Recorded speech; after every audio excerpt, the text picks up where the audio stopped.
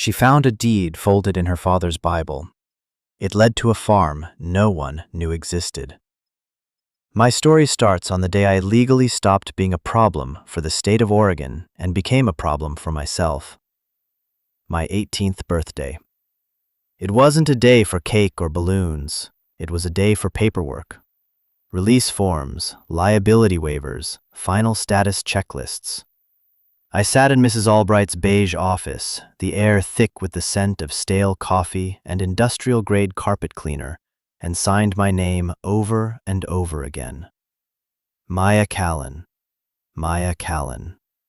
With each signature, I felt a piece of the last 10 years fall away. Not like a weight being lifted, but like a scaffold being kicked out from under me. For a decade, since my father died and my world dissolved, the system had been my home.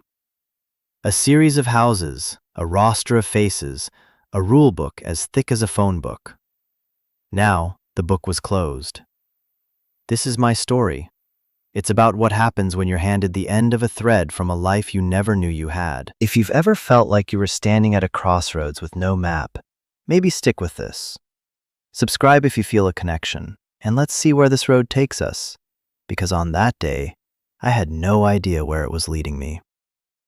Mrs. Albright slid a cardboard box across the desk. It was a standard issue file box, gray and dusty, with the words Callan, David, written in faded black marker on the side. "These are your father's personal effects," she said, her voice its usual blend of professional detachment and weary sympathy. "They've been in storage at the county annex. We're required to turn them over to you upon your majority." My majority. It sounded so grand, like I was about to ascend to a throne instead of being politely shown the door of the Glenwood House for Transitional Youth with a final check for $200 and a list of shelters in the Portland area. I looked at the box. In 10 years, no one had ever mentioned it. 10 years of being a foster kid, a ward of the state, a case file.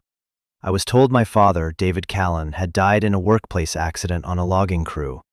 I was told he was a good man, but a rolling stone, that he had no family, no savings, no plan.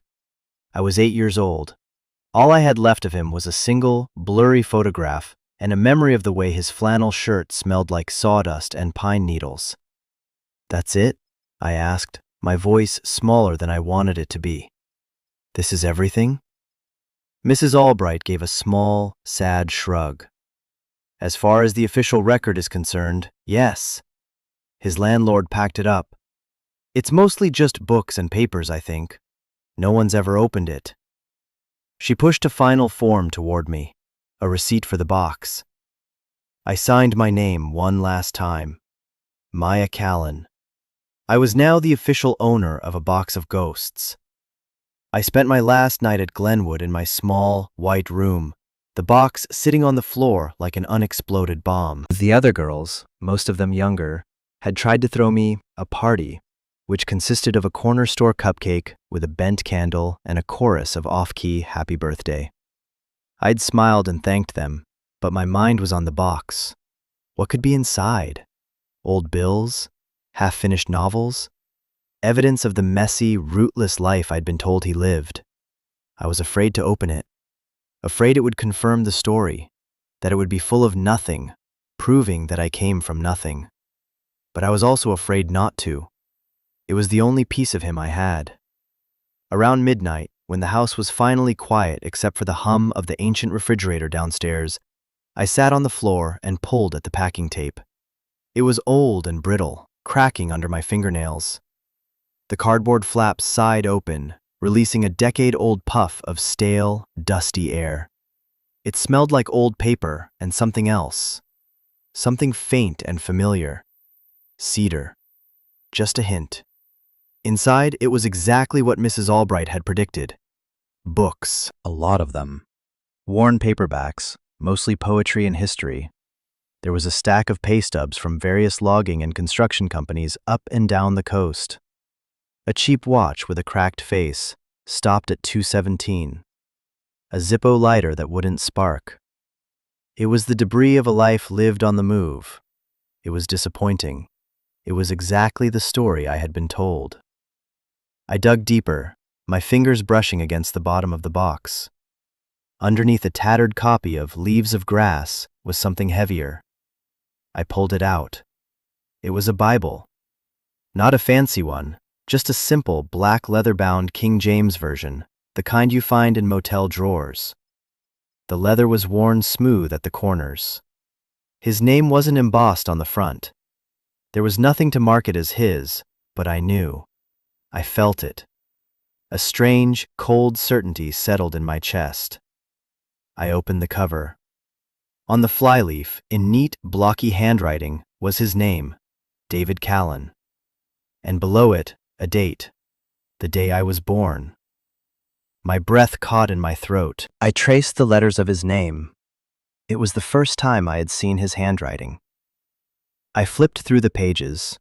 They were thin and delicate, filled with impossibly small print. He hadn't been a religious man, not from what I remembered. Why a Bible? Then I saw it, tucked between the pages of Proverbs, a slight bulge. A piece of paper folded into a small, tight square. My fingers trembled as I worked it free. It was old, stiff paper, yellowed at the creases. I unfolded it carefully, my heart pounding a strange, heavy rhythm against my ribs. It wasn't a letter. It wasn't a photograph. It was a document, a deed. At the top, in ornate official script, were the words, "Quitclaim Deed." Below that, a property description full of arcane language about sections, townships, and ranges. And then a name. Grantee, David Callan. And an address. Not a street number, but a rural route and a town I'd never heard of. Stillwater, Oregon. A quick search on my phone, the screen a bright beacon in the dark room, told me Stillwater was a tiny, unincorporated community in the Cascade foothills, about 3 hours east of Portland. A ghost of a town, according to the search results. Population, dwindling. Main industry, gone. I stared at the deed and then back at my phone. A farm. The description mentioned 50 acres, a farmhouse, and a barn. 50 acres. My father, the man with no plan and no roots, had apparently owned 50 acres of land. No one had ever mentioned it. Not the social workers, not the lawyers, not the state. For 10 years, I had been an orphan, a ward of the state, shuffled from one temporary home to another, while a place that was mine, or had been his, sat empty. A wave of anger, hot and sharp, washed over me, so intense it made me dizzy. It was followed by a flood of questions. Why? Why did he have this? Why did he never tell anyone? Why did he hide the deed in a Bible? The last bus out of Portland that headed even remotely in that direction left at 7 a.m. I looked at the clock on my phone. 1:45 a.m. I had $200, a backpack with everything I owned, and a box containing a Bible with a deed to a place that might not even exist anymore. It wasn't a plan, but it was better than a list of homeless shelters. It was a direction. It was a thread. And for the first time in a very long time, I felt the need to pull on it, no matter what unraveled. The bus station at dawn is a special kind of purgatory. It's a place of arrivals and departures, but mostly it feels like a place of waiting.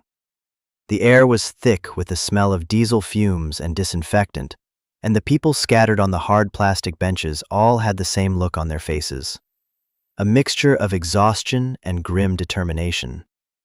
I fit right in. I bought my ticket to a town called Sandy, the closest stop to Stillwater, which the man behind the counter had to look up on a map. "Not much out there, kid," he'd said, his voice gravelly. "You sure that's where you want to go?" I wasn't sure of anything, but I nodded. "I'm sure." The bus ride was 3 hours of watching the city bleed away into suburbs, then into farmland, and finally into the dense, dark green of the Oregon foothills. The sky was a high, flat gray, the clouds so low they seemed to snag on the tops of the Douglas firs. Rain began to streak the dirty windows, blurring the landscape into a watercolor of green and gray. I held my backpack tight in my lap. The box with my father's things was stowed in the luggage compartment below. I'd almost left it behind, thinking it would be too much to carry, but at the last second, I couldn't do it. It felt like the only real thing I owned. I kept my hand in my pocket, my fingers wrapped around the folded deed. I'd taken a picture of it with my phone, but I needed the feel of the actual paper. It was my anchor in a world that was rapidly becoming unfamiliar. My entire life had been lived within the 20-mile radius of a single city. I was a creature of concrete and traffic noise, of group home schedules and the shrill bell of a school hallway. This quiet, this endless green, was as alien to me as the surface of the moon. With every mile, the knot of anxiety in my stomach tightened. What was I doing? I was chasing a ghost based on a piece of paper I didn't understand. What if the farm was gone? Sold off for back taxes decades ago? What if it was a ruin, a pile of rotten wood sinking back into the earth? What if this was just another dead end, another way to be disappointed by the father I barely knew? The bus wheezed to a stop in Sandy, a small town clinging to the side of the highway. The driver announced a 30-minute layover. I got off, needing to stretch my legs. A small diner across the street promised coffee. I went in and ordered a black coffee I couldn't afford and sat at the counter. A man in a trucker hat nursing a cup next to me glanced over. "Headed up the mountain?" he asked, his voice friendly. I nodded, not feeling like talking. "Where to?" I hesitated. "A place called Stillwater." He raised his eyebrows. "Stillwater? Haven't heard that name in a while. My grandpa used to work the mill there before it closed down. Nothing but ghosts and trees there now. You got family there?" The question hung in the air. Did I? "Something like that," I mumbled into my cup. He seemed to get the hint and turned back to his coffee. "Well, good luck to you," he said. "The bus won't take you all the way. You'll have to hitch from the junction." Great. Another logistical hurdle I hadn't anticipated. I finished my coffee, the bitter liquid doing little to warm the chill I felt inside. Back on the bus, the landscape grew wilder. The road narrowed, winding its way up into the mountains. The rain was coming down harder now, a steady, rhythmic drumming on the roof. My phone had lost its signal an hour ago. I felt utterly and completely alone. Finally, the bus driver called out, "Route 26 junction, end of the line for Stillwater." I was the only one who got off. The bus pulled away, its red taillights disappearing into the mist, leaving me standing under the meager shelter of a wooden lean-to at the side of a deserted highway. A single, weathered sign pointed down a smaller, pockmarked asphalt road. Stillwater, 12 miles. 12 miles. It might as well have been 100. The rain was cold, seeping into the shoulders of my thin jacket. I pulled my hood up and started walking. There was nothing else to do. The silence was immense. The only sounds were the drip of water from the trees, the squelch of my own footsteps on the wet pavement, and the frantic beating of my own heart. I walked for what felt like hours. A few cars passed, their headlights cutting through the gray afternoon, but none of them slowed down. I probably looked like a runaway, which, I supposed, I was. My jeans were soaked through, my sneakers were squishing with every step, and a deep, bone-aching cold had set in. Just as I was starting to lose hope, to think that maybe I should just sit down on the side of the road and cry, a battered-looking pickup truck, a decade-old Ford in a faded blue, slowed down beside me. The passenger window rolled down with an electric whine. An old woman with a cloud of white hair and the face etched with 1,000 tiny lines peered out at me. "You're gonna catch your death out here, child," she said, her voice raspy but kind. "Where are you headed?" "Stillwater," I said, my teeth chattering. "I'm looking for a property, the old Callan place." Her eyes, a startlingly bright blue, widened in surprise. "David Callan's place? Lord have mercy. No one's been out to that property in 15, maybe 20 years." She looked me up and down, a flicker of something, recognition, pity, in her gaze. "Well, get in. I'm headed that way. Name's June." I didn't hesitate. I threw my backpack in the truck bed next to some bags of chicken feed and climbed into the warm, cluttered cab. It smelled of hay and coffee and wet dog. "Thank you," I said, my voice thick with relief. "I'm Maya." "I know who you are," she said quietly, pulling back onto the road. "You've got your father's eyes." The words hit me like a physical blow. She knew him. This stranger, this random woman who had picked me up on the side of the road, knew my father. The thread I was pulling on had just led me to someone who had known him. The farm, the deed, the mystery, it was all suddenly, terrifyingly real. June didn't say much more as we drove, and I was too overwhelmed to ask the questions that were screaming in my head. The road turned from crumbling asphalt to gravel. We passed a few houses, lights on in the windows against the gloomy afternoon, and then nothing. Just trees and more trees. Finally, she slowed the truck and pointed. "There it is, end of the lane." A barely visible dirt track, flanked by two rotting wooden posts that might have once held a gate, disappeared into a thicket of overgrown blackberry bushes and ferns. "You sure you want to be here?" June asked, her voice gentle. I looked down the dark, uninviting lane. I thought of the group home, of Mrs. Albright's pitying eyes, of the list of shelters in my bag. I thought of the deed, folded safely in my pocket. "I have to be," I said. She nodded, a slow, sad understanding on her face. "The house is probably still standing. David built it to last. He was a good builder." She put the truck in park. "Listen, Maya, I don't know what you're looking for out here, but this place, it holds a lot of history, a lot of pain." She reached into her glove compartment and pulled out a small, heavy flashlight.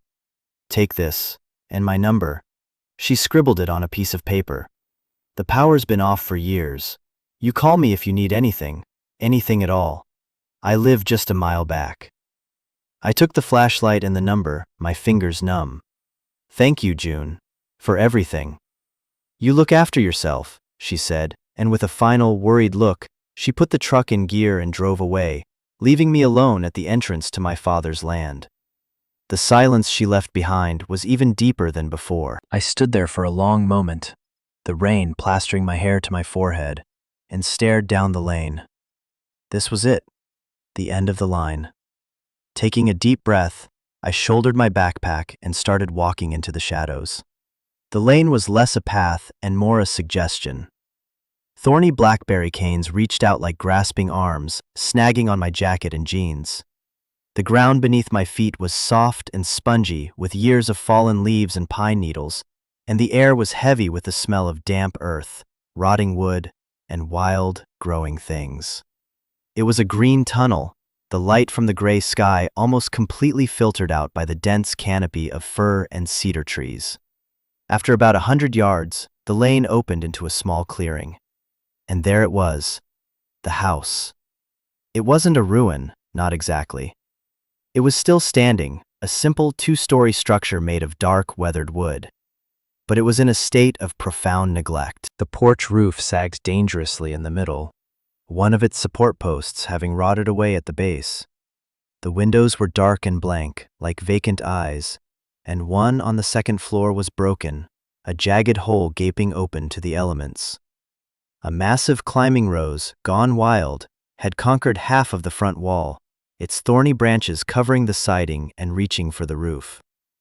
To the left of the house stood the barn, a larger, more imposing structure, its roofline still straight and true, though some of its vertical siding had warped and pulled away. The whole scene was one of quiet, slow decay, of nature patiently reclaiming what it had lost.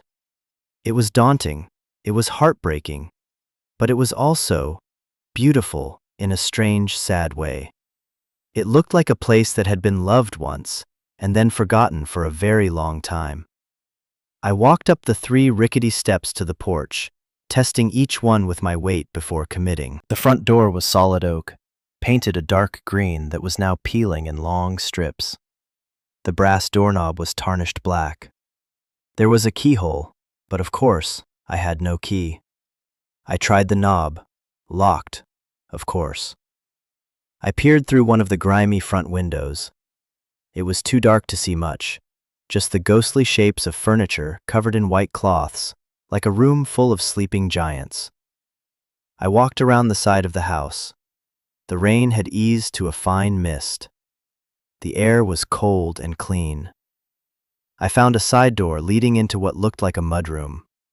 I tried the knob, also locked. Frustration began to bubble up inside me. I had come all this way, and I was going to be defeated by a locked door. I circled the entire house. Every door, every window on the first floor was shut tight. My father, as June had said, had built it to last, and to keep people out. I was about to give up and see if I could find a way into the barn, when my eyes fell on the stone chimney that ran up the side of the house. Near the base, one of the stones looked slightly different from the others. It was a little looser in its mortar, a little cleaner. On a hunch, I knelt down in the wet grass and pushed on it. It didn't move. I pushed harder, wiggling it back and forth. Slowly, grudgingly, it shifted. I worked my fingers into the gap and pulled. The stone came free, heavy in my hands. And there, in the dark cavity behind it, was a small, rust-pocked metal box. My heart leaped. I pulled it out. It was an old cash box, the kind with a small, flimsy lock. I didn't need a key for this one. I took the stone and smashed it against the lock once, twice. On the third hit, the latch gave way. Inside, nestled on a bed of what looked like dried moss, was a single, heavy, old-fashioned iron key. It was ornate, with a circular head and a complex, toothed shaft. It looked like something out of a fairy tale, a key to a secret kingdom. I stood up, my knees aching, and went back to the front door. I slid the key into the lock. It was a perfect fit. With a satisfying, heavy clunk, the deadbolt retracted. I turned the knob, and the door swung inward on a protesting groan of hinges. The air that hit me was cold and musty, the smell of trapped time. I stood on the threshold, June's flashlight in my hand, and took my first look inside my father's house. The beam of the flashlight cut through the gloom, illuminating a world frozen in amber.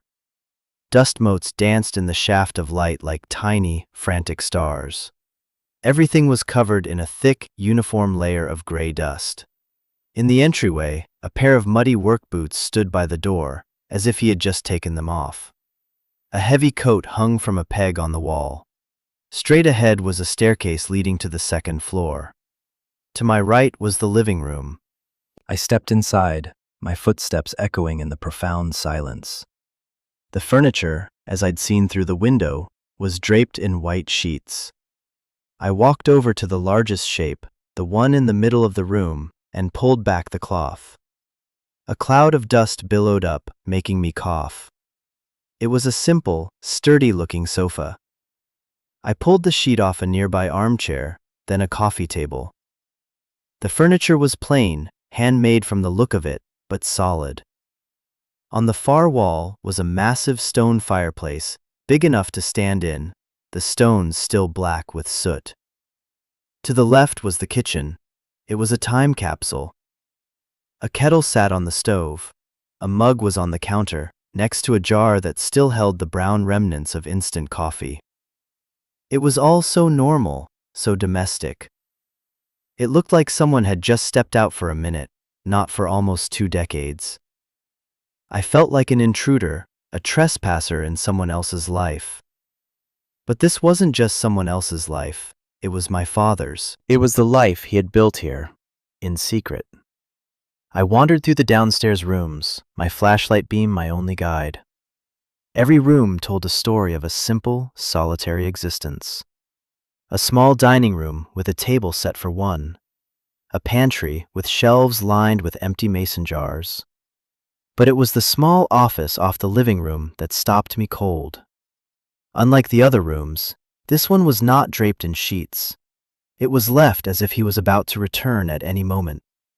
A large wooden desk sat under a window, a comfortable-looking chair tucked into it.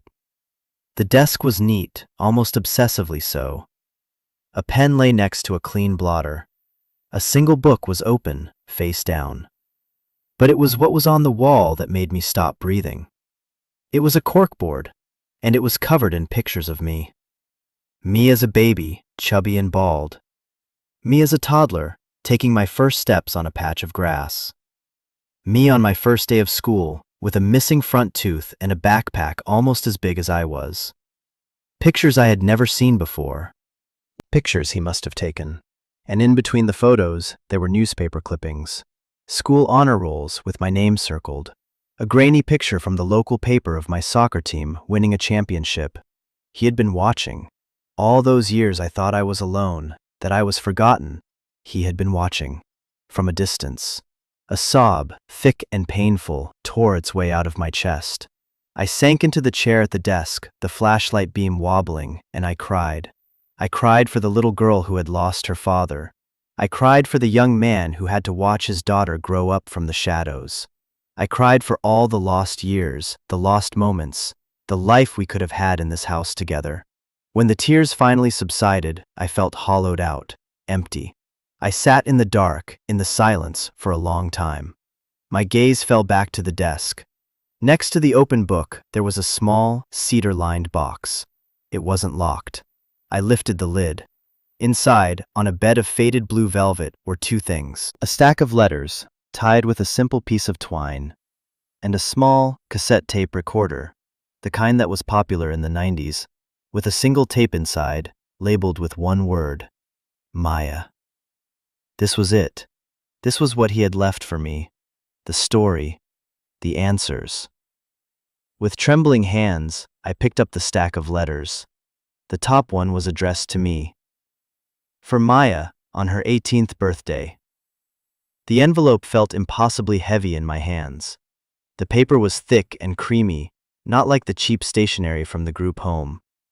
His handwriting on the front, the same neat block letters from the Bible, was steady and sure. For Maya, on her 18th birthday. He had planned this. He had known, or at least hoped, that I would find my way here, to this room, on this day.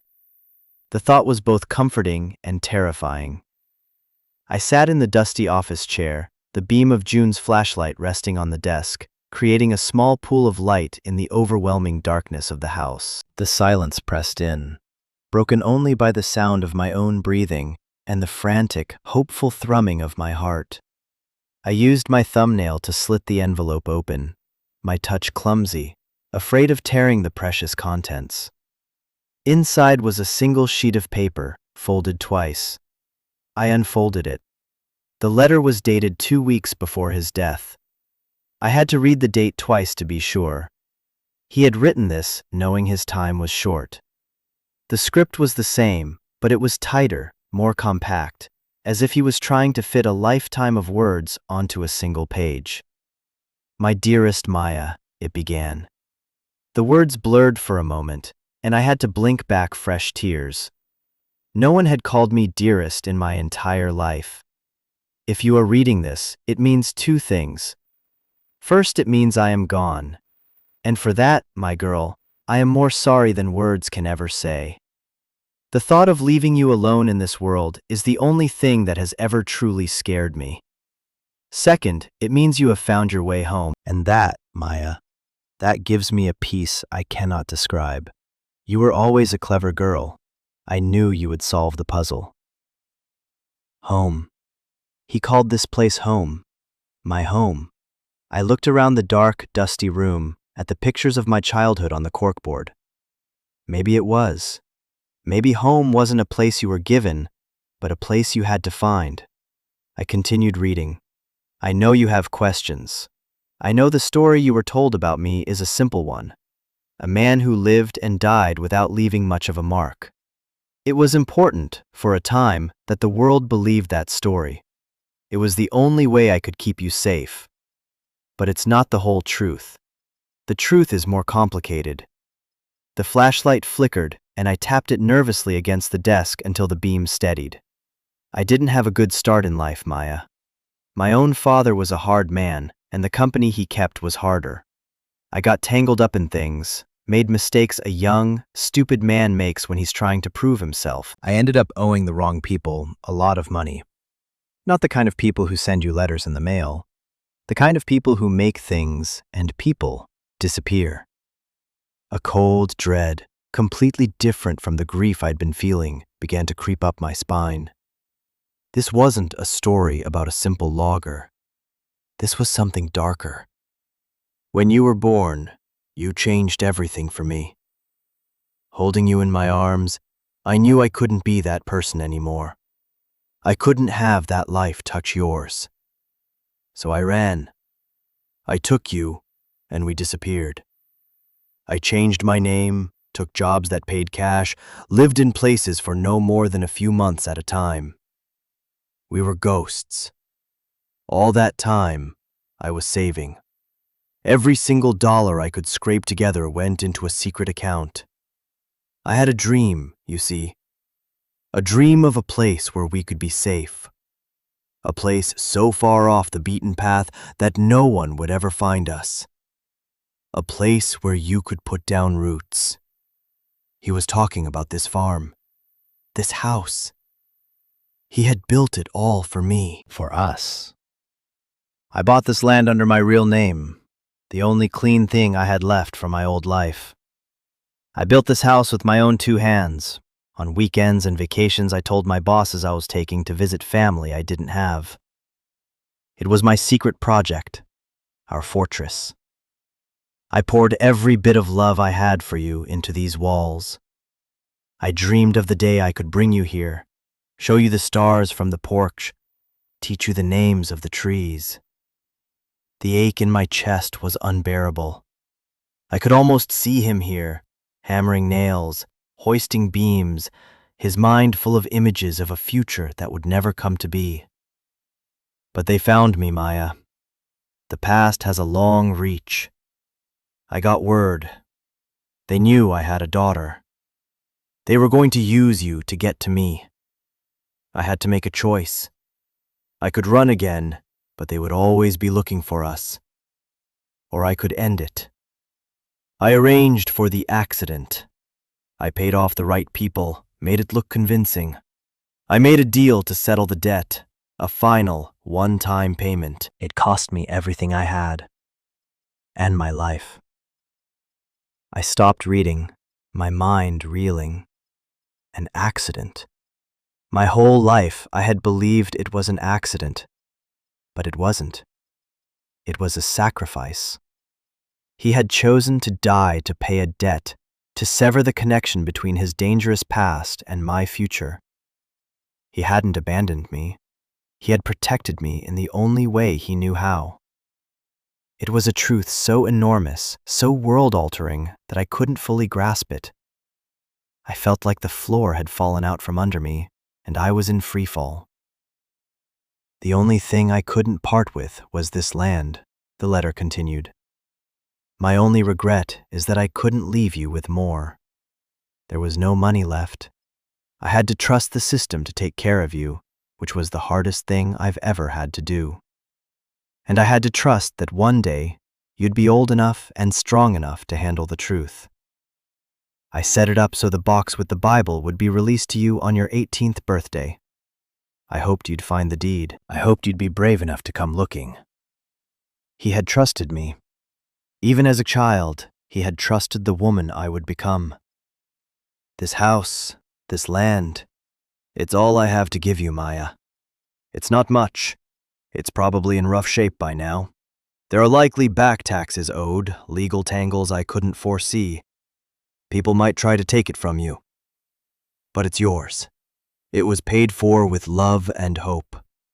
What you do with it is up to you. You can sell it, walk away and never look back. Use the money to start a new life. There would be no shame in that. Or you can stay. You can make it the home I always dreamed it would be for you. The choice is yours. It's the only real gift I can give you. A choice. The letter ended with a final, heartbreaking sign-off. Whatever you decide, know that I have loved you every second of every day. Be happy, my Maya. Be brave. Your father, David. I folded the letter, my hands shaking so badly I could barely control them. I put it back in the envelope and placed it on the desk. The silence in the room was no longer empty. It was filled with his voice, with his love, with the weight of his sacrifice. I looked at the cassette recorder. I knew, with a bone-deep certainty, that his voice was on that tape. I wasn't ready to hear it. Not yet. The information in the letter was a physical weight. I felt exhausted, emotionally scoured. I stumbled out of the office and into the living room. I didn't bother with the sheets this time. I collapsed onto the dusty sofa, pulled my knees to my chest, and stared into the darkness. He hadn't abandoned me. He had saved me. The story of my life, the one I had carried around for a decade, the story of being the unwanted daughter of a deadbeat dad, was a lie. The truth was so much more painful and so much more beautiful. And he had given me a choice: sell or stay, the easy path or the hard one. For the first time in my life, I had agency, I had power, and I had no idea what to do with it. The house was cold. The sun, I presumed, had set. The darkness outside the windows was now absolute. I was alone, in a house full of ghosts and memories, with a choice that felt too big for one person to make. I must have fallen asleep on the sofa, a fitful, dream-plagued sleep filled with images of falling trees and shadowy figures. I woke to a strange gray light filtering through the grimy windows. Morning. I was stiff, cold, and my stomach was a hollow ache. The reality of my situation came crashing back in. I was in a derelict house, in the middle of nowhere, with no food, no electricity, and a decision to make that felt like it could break me. For a moment, the overwhelming desire was to just run, to walk back down that lane, hitch a ride back to Portland, and pretend none of this had ever happened. I could find Mrs. Albright, tell her I'd made a mistake, and beg for a place in a shelter. It would be a return to the familiar misery, the predictable grayness of the life I'd known. That was the sell option, in a way. Just walk away. The thought was tempting. It was the easy path he'd mentioned. But then I thought of the letter. I thought of the pictures on the corkboard. I thought of him, alone in this house, building a future for me he would never see. Walking away felt like a betrayal of his sacrifice. It felt like saying his love wasn't worth the trouble. I sat up, the dust motes dancing in the morning light. I couldn't do it. I couldn't run. I had to see this through. But how? The letter mentioned back taxes, legal tangles. Those were words I didn't understand, but they sounded expensive. I had less than $100 to my name. I felt a surge of panic, the familiar feeling of being small and powerless against a system I couldn't see. I needed help. I needed an adult. The thought was so ingrained, so automatic, that it took me a second to realize I was the adult now. But I wasn't entirely alone. I had June's number, and I had Mrs. Albright. My fingers were stiff with cold as I pulled out my phone. The battery was at 12%, and still no signal. Of course. I remembered June saying she lived a mile back. I could walk there. But the thought of leaving the house, even for a short time, felt wrong. I needed to ground myself here first, explore, understand what I was dealing with. This was phase 2 of my father's puzzle. First, find the place. Second, understand the place. I decided to start with the rest of the house. The upstairs was just as dusty, just as frozen in time. There were 2 bedrooms. One was clearly his. A simple iron bed frame, a handmade dresser. The closet was empty, except for a pair of worn-out jeans and a flannel shirt hanging from a hook. I touched the fabric. It was rough, smelling faintly of cedar and thyme. It was a smell I remembered. The other bedroom was smaller. It was empty, but it was different. The walls were painted a pale, cheerful yellow. In the center of the floor was a single object, a wooden rocking horse, beautifully carved and sanded smooth, its painted eyes seeming to watch me with a hopeful expression. It was a child's room, my room, the room he had prepared for me. He had painted it yellow. He had carved me a rocking horse. The love in this house was a palpable thing. It was in the sturdy joinery of the furniture, in the smooth finish of the rocking horse, in the cheerful yellow paint on the walls of an empty room. It was everywhere. And it was starting to feel less like a weight and more like an anchor. I spent the rest of the morning doing a full inventory. I walked the perimeter of the house, checking for damage. The roof looked mostly intact, but the sagging porch was a major problem.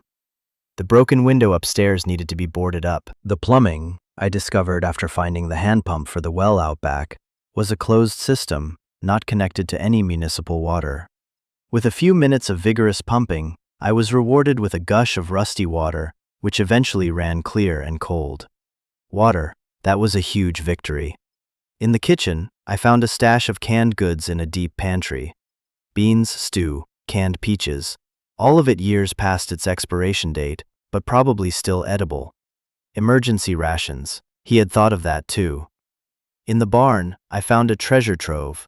Tools, a whole wall of them, neatly organized on a pegboard. Saws, hammers, drills. A generator, which was probably out of gas and hadn't been run in years. A stack of lumber, covered in a tarp. He had left me not just a house, but the means to fix it. As I was exploring the dark corners of the barn, my flashlight beam fell on something that didn't belong. Tucked away under a pile of old tarps was a large military-style footlocker. It was heavy, and it was locked with a combination padlock. I immediately thought of the wrong people my father had mentioned in his letter. Was this part of his past? Something dangerous? My heart hammered as I dragged it out into the center of the barn floor. There was no obvious way to get it open. The lock was heavy-duty. I could try to smash it, but I was more likely to break my hand. I ran my fingers over the cold metal of the lock, and then I remembered the Bible. The deed had been in Proverbs. Was it a random spot or a clue? I jogged back to the house, my mind racing. I grabbed the Bible from the office. I didn't know what I was looking for. A combination? A key? I flipped through the pages, my eyes scanning the verses. Nothing jumped out. It was just a book. I was about to give up when I noticed something. In the front, on the page where he'd written his name, there were 3 small, faint pinpricks under the date of my birth. I almost missed them. I ran my finger over them. They were almost invisible. I looked closer, under the first number of the date, the second number, and the 4th number. My birthday is July 15th. 7/15. He had pricked the 7, the 1, and the 5. 715. It was a long shot, a crazy movie plot long shot, but it was all I had. I ran back to the barn, my lungs burning. I knelt by the footlocker, my fingers trembling as I dialed the numbers into the lock. 7, 1, 5. I pulled on the shackle. It clicked open. I stared at it for a full second, a giddy laugh bubbling up in my throat. He had left me a trail of breadcrumbs, a puzzle only I could solve. I was so proud of him, so proud of myself, my heart felt like it would burst. I took a deep breath and lifted the heavy lid of the footlocker. I wasn't sure what I was expecting. Weapons? Stacks of cash from his criminal past? Something illicit and dangerous? What I saw was far more surprising. The footlocker was filled to the brim with books. Not the worn paperbacks from the box in my room. These were textbooks. Thick, serious-looking volumes on agricultural science, crop rotation, soil management, animal husbandry, and small-scale forestry. There were books on plumbing, electrical wiring, and carpentry. And on top of it all was another letter, this one much shorter. My Maya, if you're reading this, you've decided to stay. I knew you would. You have my stubbornness. You also have my hope. I never had the chance to be a farmer, but I studied, I learned. I wanted to do this right. All my research is in this box. This is how you build a life here. This is the manual for your home. Use it. Learn from my dreams. And one more thing. Look under the floorboards in your room. Under the rocking horse. There's one last piece of the puzzle. The part that will let you fight for this place. I love you, Dad. I just sat there on the dusty floor of the barn, the smell of old hay and new hope filling my lungs. This wasn't just a house, it was a legacy. He hadn't just left me a property. He had left me a complete education on how to make it thrive. He had left me a plan. He had left me the tools, the lumber, the generator, and now the knowledge. I felt a profound shift inside me. The fear and uncertainty were still there, but they were now joined by a fierce, blazing determination. This was my fight now. My choice was made. I was staying. I walked back to the house, my steps lighter than they had been since I arrived. I went upstairs to the yellow room. The little rocking horse stood waiting for me. I knelt down and ran my hand over its smooth, curved back. Under the rocking horse, I looked at the floorboards. They were wide planks of Douglas fir, held down with old-fashioned, square-headed nails. One of the boards, directly under the horse, looked a little shorter than the others. I used the pry bar I'd brought back from the barn. The old wood groaned in protest, but with a final squeal of nails, the board came loose. I lifted it up. Beneath it, in the dark space between the floor joists, was a metal box. It was the same kind of box that had held the key, but larger and heavier. I lifted it out. It wasn't locked. I opened the lid, and my breath caught in my throat. It was full of money. Stacks and stacks of cash, bundled in paper bands. I didn't know how much was there, but it looked like a fortune. And on top of the money was a single, folded piece of paper. A tax assessment from the county, dated almost 20 years ago, with the amount of annual property tax circled. And beside it, a handwritten ledger. For 17 years, my father had calculated the estimated property tax, plus interest and penalties. He had saved the exact amount he thought would be needed to make the property whole again. It wasn't a treasure. It was a tool. It was the ammunition I needed for the fight he knew was coming. He hadn't just given me the house, the tools, and the knowledge. He had given me the one thing I needed most. A chance. A real, fighting chance.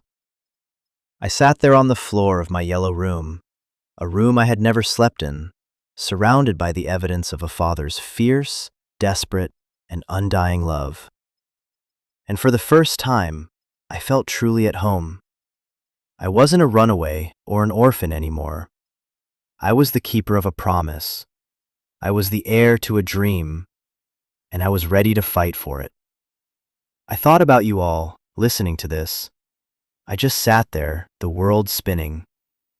Have you ever had a moment where everything you thought you knew was turned upside down? A moment that redefines your entire past and sets a completely new course for your future. It's a lonely, terrifying, and strangely exhilarating feeling. I read the comments you all leave on these stories, and I know I'm not alone in that feeling. So many of you have faced your own versions of this, your own hidden boxes and secret histories.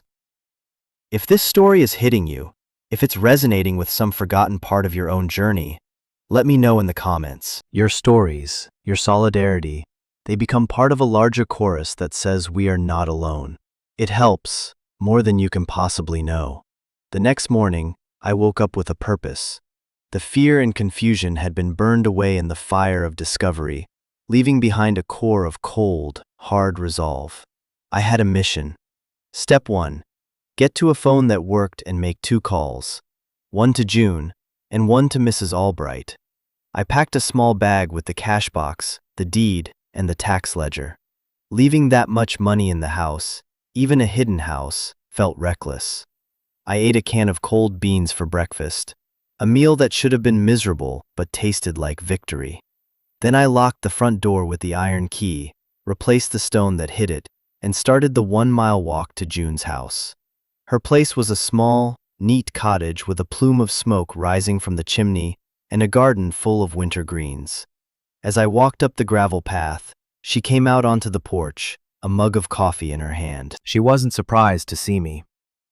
"I had a feeling you'd be by," she said, her bright eyes studying my face.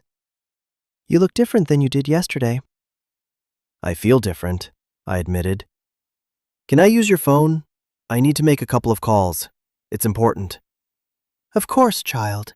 Come on in." Her living room was warm and cozy, filled with books and handmade quilts. She handed me an old-fashioned cordless phone, and then, with a wisdom I was beginning to appreciate, she went into the kitchen, giving me my privacy. My first call was to Mrs. Albright. It went to voicemail. I took a deep breath. "Hi, Mrs. Albright. It's Maya Callan. Listen, I'm okay. I know I was supposed to check into a shelter, but something came up. I'm in a place called Stillwater. It was my father's property. It's a long story. I'm safe. I need some help.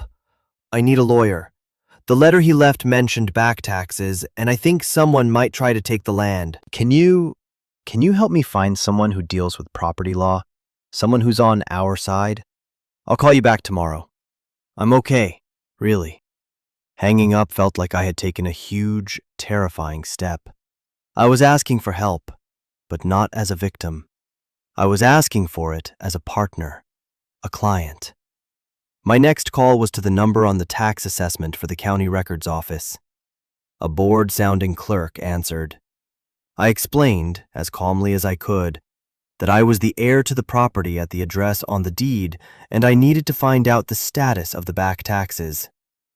The silence on the other end of the line was long. "Oh, honey," the clerk finally said, her voice full of pity. "That property is on the auction block. The sale is in 2 weeks. The floor seemed to drop out from under me. 2 weeks. The amount owed is substantial," she continued. 17 years of unpaid taxes, plus penalties and interest. The total is $87,452. $87,000. It was an astronomical sum. "However," she added, "if the full amount is paid before the date of the auction, the property can be redeemed by the legal heir." "And who is the legal heir?" I asked, my voice barely a whisper. "According to our records, the property is still in the name of David Callan. You'd have to go through probate court to prove you're his next of kin. That takes months, usually." Months. I had 2 weeks. It was a catch-22. I couldn't pay the taxes without proving I was the heir, and I couldn't prove I was the heir in time to pay the taxes. They had built a perfect trap. I felt a surge of despair. It was hopeless. "There is one other thing," the clerk said, her voice dropping. "A developer, a company called North Cascade Timber and Development, has already put in a pre-auction bid for the property. They've been buying up all the old parcels in that area. They're very motivated." Of course they were. This wasn't just bureaucratic neglect. It was an active threat. This company was the modern version of the wrong people my father had run from. They weren't going to break my legs, but they were going to use the law to steal my home. I thanked the clerk and hung up, my mind racing. I walked into the kitchen, where June was pretending to wipe down an already clean counter. She took one look at my face. Bad news? The worst, I said, and I told her everything. The auction, the 2-week deadline, the probate court trap, the development company. She listened patiently, nodding. When I was finished, she poured me a cup of coffee. 87,000, she mused, more to herself than to me. David was always good at math. I must have looked confused. Your father, she clarified. He would have calculated that. He would have known what was needed. He did, I said, my voice full of awe. I opened my backpack and showed her the ledger and the box of money. Her eyes widened. Lord have mercy, she whispered. He really did think of everything. But it doesn't matter, I said, the despair creeping back in. I can't use it. I can't prove I'm his heir in time. June tapped her finger on the counter, thinking. Probate court in the city takes months, she said. But Stillwater isn't the city. Things work a little differently up here. Our county judge, Judge Miller, he's been on the bench for 40 years. He knew your father. He knew everyone. A tiny spark of hope ignited in my chest. You think he could help? I think, she said, a slow smile spreading across her face. It's time we paid him a visit. He holds court in the county seat every Wednesday. That's tomorrow. The next 24 hours were a blur. June made a call to a friend who worked at the county courthouse, getting me on the judge's docket for the next day. She helped me organize my evidence, the deed, the Bible with my birth date, my own birth certificate, which I had in my backpack, and my father's letter. The letter was the key, she said. It was his last will and testament, in a way. That evening, as I was getting ready to sleep on her comfortable sofa, she told me about my father. Not the myth or the ghost, but the man. He showed up here about 20 years ago, she said, her voice soft with memory. Bought the old McGregor place. Kept to himself, mostly. But he was a good neighbor. If a storm knocked down your fence, he'd be there the next day to help you fix it. He never talked about his past. We all have things we don't talk about up here. But he talked about his future. He talked about his daughter. He did. Oh yes, he was building that house for you. He'd show me drawings he'd made, a room for you, painted yellow. He was so proud of it, so full of hope. She paused. When we heard about the accident, none of us believed it. David was the most careful man I've ever known. It didn't make sense, but there was nothing we could do. Her words filled in the gaps, painting a picture of a man who was quiet but kind, haunted but hopeful. The next morning, I put on the nicest clothes I had, a clean pair of jeans and a non-wrinkled shirt June had loaned me, and we drove the 30 miles to the county seat. The courthouse was an old brick building that smelled of floor wax and history. Judge Miller was a terrifying-looking man with a bald head, a face like a grumpy bulldog, and kind eyes. We sat in his chambers, not a formal courtroom. He listened, his face impassive, as I laid out my story. I showed him the deed, the Bible, my birth certificate. My hands were shaking as I handed him my father's letter. He read it slowly, his expression unreadable. When he was done, he folded it carefully and handed it back to me. He leaned back in his chair, which squeaked in protest. I remember your father, David Callan, he said, his voice a low rumble. He did some work on my barn one year. Solid work, honest man. He looked at me, his gaze sharp and intelligent. And I've had my eye on this North Cascade Timber and Development Company. They've been using the tax auction system to swallow up family properties for pennies on the dollar. It's legal, but it ain't right. He picked up a pen from his desk. The law is a tool, young lady. It can be used to build. or it can be used as a hammer to smash things. These developers, they're using it as a hammer. I prefer to use it to build. He scribbled something on a piece of paper and handed it to his clerk. I am making a summary judgment, based on the evidence presented, which I find compelling and, frankly, irrefutable. I am declaring you, Maya Callan, the sole legal heir of David Callan. The clerk will draw up the papers of succession. You'll have them by the end of the day. I was stunned into silence. It was that simple? But probate? I stammered. Probate is for when the facts are in dispute, the judge said with a dismissive wave of his hand. The facts here are clear as a mountain stream. Your father left you a letter that is, for all intents and purposes, a holographic will. He left you a Bible with your birth date. He left you a farm. The only thing in dispute is whether this court is going to let a predatory development company use a loophole to steal a good man's legacy from his daughter. And the answer to that is no, not on my watch. He stood up, signaling the meeting was over. Now, you take those papers to the tax office, you pay what's owed, and you go home and make your father proud. I walked out of the courthouse into the bright sunshine, the official papers clutched in my hand. I felt dizzy with relief.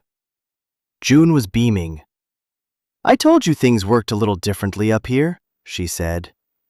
We went straight to the tax office. I walked up to the same clerk I had spoken to on the phone. I didn't say a word. I just slid the court order and the cash box across the counter. Her eyes went wide. She spent the next 30 minutes counting the money. The final tally was $87,500. My father had even accounted for a little extra. She stamped my receipt. Paid in full, with a satisfying thud. The property was mine. Free and clear. The fight was over. Or at least, the first part of it. Driving back to Stillwater, I felt a sense of peace I had never known. The future was still a huge, terrifying unknown. The house needed a roof. The porch needed to be rebuilt. I needed to figure out how to get the electricity turned back on, how to work the generator, how to plant a garden. I had a mountain of work ahead of me. But for the first time, it felt like my mountain to climb. As we pulled up to the lane leading to my house, another truck was pulling away. A shiny new pickup with the North Cascade Timber and Development logo on the side. A man in a suit gave us a hard look as they passed. He didn't look happy. June just smiled and gave a little wave. Looks like they got the news, she said. I knew this wasn't the end of my dealings with them.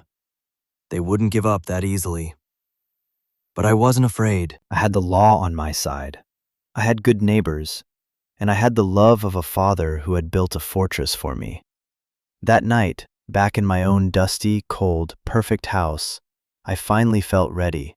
I took out the small cassette recorder. I pressed play. And after almost 20 years of silence, I heard my father's voice. It was deep and gentle and full of a love that had crossed time and death to find me. Hi, Maya, he said. If you're hearing this, it means you did it. You came home. The tape was only about 10 minutes long, but those 10 minutes changed the landscape of my soul. His voice wasn't a memory anymore. It was a living presence in the room. He didn't talk about the danger or the past. He talked about the future. He told me about the well, how deep it was, and the best way to maintain the pump. He told me which of the apple trees in the overgrown orchard gave the sweetest fruit. He told me about a patch of wild strawberries that grew near the creek in early summer. He told me to watch for the eagles that nested in the tall fir tree at the edge of the property. He wasn't giving me instructions. He was giving me a tour of his heart. He was showing me all the things he had loved about this place, all the things he hoped I would love too. This land is stubborn, Maya, his voice crackled on the old tape. But it's honest. It'll test you. It'll break your back and freeze your fingers. But if you listen to it, if you're good to it, it will be good to you. It will provide. It will be a home. The tape ended with the sound of him taking a deep breath. "I'm proud of you, kid. I always have been." Then, just before the click and the hiss of the empty tape, he whispered one last thing. "Welcome home." I sat in the darkness, tears streaming down my face, but they weren't tears of sadness. They were tears of gratitude, of release, of a profound and overwhelming sense of belonging. The ghost I had been chasing wasn't a ghost at all. He was an architect, a gardener, a father who had planted a seed of hope 20 years ago, and I was the harvest. The next few months were the hardest and most rewarding of my life. The work was endless. I started with the basics. With June's help, I found a local handyman, a gruff old-timer named Earl, who knew my father. He helped me get the generator running. The moment the first light bulb flickered to life in the kitchen felt like a miracle. He showed me how to patch the roof, how to safely tear down the rotten porch and frame a new one using the lumber my father had left in the barn. Word got around the small community of Stillwater. People started showing up. June organized a housewarming, which was really just an excuse for the entire neighborhood to descend on my property with tools and casseroles. The men helped me and Earl raise the new porch beams. The women helped me air out the house, beat the dust out of the rugs, and wash every dish and piece of furniture. They brought me jars of preserves, quilts, and advice. They told me stories about my father, small anecdotes that filled in the portrait of the man I was just getting to know. I learned that he had a terrible singing voice, but would sing to the birds anyway. I learned that he once rescued a neighbor's dog from a culvert during a flood. I learned that he always paid cash and always tipped too much. They weren't just helping me fix a house. They were welcoming me into the community my father had chosen for me. They were my inheritance, too. One afternoon, while I was clearing out the overgrown vegetable garden, a sleek black car pulled up the lane. The man from the development company, the one I'd seen in the truck, got out. He was dressed in an expensive suit that looked ridiculous in the middle of my muddy yard. He introduced himself as Mr. Thompson. "I'll get straight to the point, Miss Callan," he said, his smile not reaching his eyes. "We know you paid the back taxes. Congratulations. But this property is of no real value to you. It's isolated. It needs a fortune in repairs. It's a burden." "It's my home," I said, my hands tightening on the handle of my shovel. "Be that as it may," he continued, ignoring me, "North Cascade is prepared to make you a very generous offer. $500,000. Cash. You could walk away from all this, go to college, travel the world. Be free. $500,000. It was a staggering amount of money. It was the easy wrong my father had written about. A year ago, I would have taken that money without a second thought. But standing there, on my own land, covered in dirt and sweat, the offer felt like an insult. "This land isn't for sale," I said, my voice steady. He sighed, the patient act slipping. "Miss Callan, be reasonable. We are going to develop this entire valley. We have the permits, we have the investors. Your little 50-acre holdout is an inconvenience, but we will acquire it, one way or another. We can make this easy, or we can make it very, very difficult for you. Zoning challenges, access road disputes, nuisance lawsuits. We have very good lawyers." It was a threat, plain and simple. The old fear, the feeling of being small and powerless, tried to surface. But it was different now. I wasn't alone. I looked past him, at my house, with its new porch and patched roof. I thought of June and Earl and Judge Miller. I thought of my father. "I have a good lawyer, too," I said. "And I have good neighbors. And I have all the time in the world. This is my home. You are not welcome here. Please leave." For a long moment, he just stared at me, his mask of civility completely gone. I could see the anger in his eyes. He had underestimated me. Everyone had always underestimated me. Finally, he gave a curt nod, got back in his expensive car, and drove away, kicking up a cloud of dust. I knew it wasn't the end, but I also knew I would win. Because he was fighting for money, I was fighting for love. Over the next year, life settled into a new rhythm. The rhythm of the seasons, of hard work, of healing. I learned how to plant a garden, how to split firewood, how to fix a leaky faucet. I read every book in the footlocker. I enrolled in online classes at the local community college, studying agriculture and business management. I was slowly but surely becoming the person my father had dreamed I would be. The house was no longer a dusty time capsule. It was a home. It was filled with light and warmth and the smell of baking bread. The yellow room was now my office, the place where I planned the future of the farm. The rocking horse sat in the corner, a silent reminder of how far I had come. I didn't get rich. I didn't travel the world. I stayed. I put down roots. I chose the harder right, and it turned out to be the most rewarding choice of my life. This place, this farm, is more than just land and a house. It's a living testament to a father's love. It's the proof that even from the deepest darkness, a seed of hope can be planted. It's the second chance my father never got, but the one he gave to me. And I am growing a life here, a life that is beautiful and honest and real. My story isn't a fairy tale. The scars of my past are still there. But here, in this place, they don't define me. This isn't just about a house or a deed. It's about rewriting your own story. It's about finding home not in a place, but in a purpose. If my story has taught you anything, I hope it's that you can build a home out of the broken pieces you're given. You can find strength in the legacies left behind, even the painful ones. And you are never, ever as alone as you think you are. Thank you for listening, for being a part of this journey with me. Subscribe if you want to see what we build next, what we grow next, here on this little piece of redeemed land. And please, share a piece of your own story in the comments below. Tell me about the legacies you're carrying, the homes you're building. I'll be reading. Every story matters, every voice counts. Welcome home.